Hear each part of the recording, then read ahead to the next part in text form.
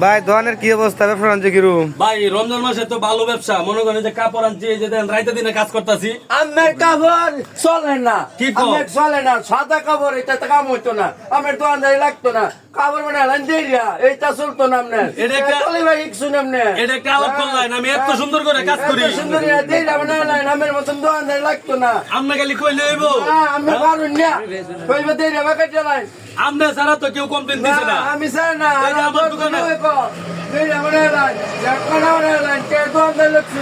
এই যে আমার দোকানে এত কাপড় বানাইছি, দেখেন তো কি রাত দিন 24 ঘন্টা কাজ করতেছি। ওই যে বুতাম লাগাই না, আমি কে দোকানদার লাগাইছি বুতাম ভুলিয়া থাকা। না বুতাম আমি লাগাই, কি কোন আমি লাগাই নাকি সামনে?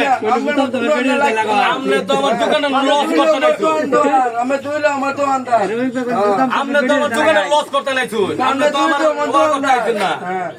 আমার দোকানে সব পয়সা 2 নম্বর মাল, এই 2 নম্বর মাল, এটা 1 নম্বর মাল, গ্যারান্টি দেওয়া। আমি গ্যারান্টি মাল লই না।